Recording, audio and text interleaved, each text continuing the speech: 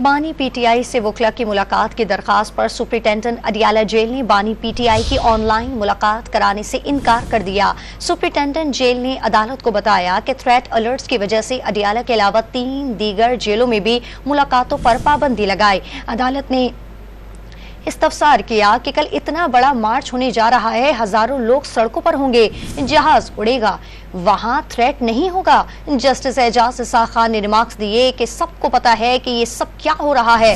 Jail हुक्काम को orders आना रुक जाएं तो ये सब खत्म हो जाएगा।